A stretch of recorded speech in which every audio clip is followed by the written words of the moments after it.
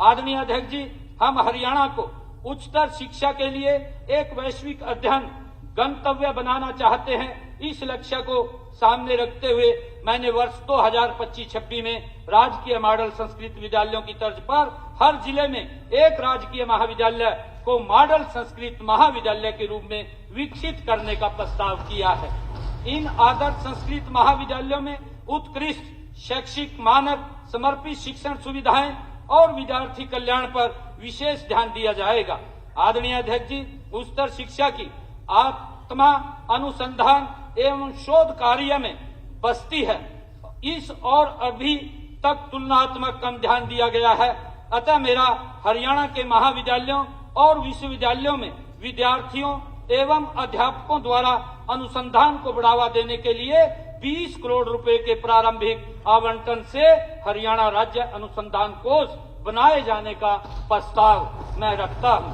आदरणीय अध्यक्ष जी, अभी महाविद्यालयों के स्टेम पाठ्यक्रमों में लड़कियों की संख्या बहुत कम है। इस हालात को बदलने के लिए मैं कल्पना चावला छात्रवृत्ति योजना शुरू करने का प्रस्ताव रखता हूं। इसके अंतर्गत विज्ञान और इंजीनियरिंग में स्नातक और स्नातकोत्तर की पढ़ाई करने वाली छात्राओं को 1 लाख रुपए वार्षिक तक की छात्रवृत्ति दी जाएगी।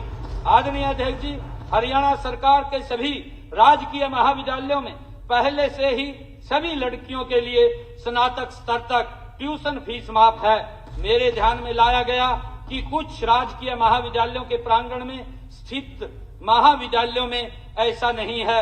ऐसे महाविद्यालयों में बीएससी कोर्सेज में पढ़ रही उन लड़कियों की ट्यूशन फीस माफ करने का मैं प्रस्ताव रखता हूं, जिनके परिवारों की वार्षिक आय 3 लाख रुपए से कम है। आदरणीय अध्यक्ष जी, सभी विश्वविद्यालयों और महाविद्यालयों में उद्योग एकेडमिक भागीदारी को अनिवार्य किया जाएगा ताकि युवाओं को रोजगार क्षमता बढ़े। कम से कम 10% पाठ्यक्रमों को सीखते हुए कमाए मॉडल में परिवर्तित किया जाएगा, जहां उद्योगों के साथ मिलकर प्रशिक्षण दिया जाएगा। इस योजना के तहत चयनित प्रत्येक विद्यार्थी को 6,000 का मासिक मानदेय मिलेगा। इस पहल को सफलतापूर्वक लागू करने के लिए मैंने 36 करोड़ रुपए का बजट प्रस्तावित किया है। माननीय अध्यक्ष जी, व्यावसायिक शिक्षा को बढ़ावा देने के लिए NSQF अनुमोदित प्रमाण पत्रों और श्री विश्वकर्मा कौशल विश्वविद्यालय द्वारा प्रदान किए गए प्रमाण पत्रों को प्रदेश में सभी रोजगार अवसरों के लिए मान्य किया जाएगा। माननीय अध्यक्ष जी, व्यावसायिक शिक्षा को अधिक लचीला बनाने के लिए क्रेडिट पोर्टेबिलिटी प्रणाली लागू की जाएगी, जिससे उनके अर्जित क्रेडिट को उच्च शिक्षा में भी मान्यता दिलाई जाएगी। माननीय अध्यक्ष जी, विश्व कौशल ओलंपिक में हरियाणा के पदक विजेताओं को 10 लाख रुपए तक का नगद पुरस्कार दिया जाएगा। यदि वे स्वयं अपना व्यवसाय शुरू करना चाहें तो सरकार द्वारा 10 लाख रुपए की आर्थिक सहायता भी प्रदान की जाएगी।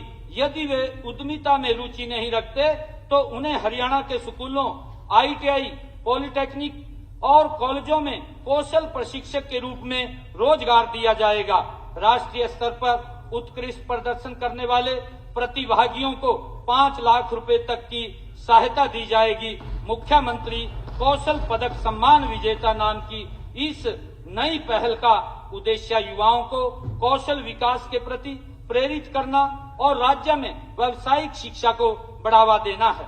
आदरणीय अध्यक्ष जी, मुख्यमंत्री युवा कौशल सम्मान योजना नामक एक अन्य नई योजना के तहत राज्य के स्नातक और स्नातकोत्तर अंतिम वर्ष के 2000 विद्यार्थियों को प्रतिष्ठित उद्योगों और कंपनियों में इंटर्नशिप के अवसर उपलब्ध कराए जाएंगे। इस दौरान उन्हें हर माह 10,000 रुपए का मानदेय दिया जाएगा।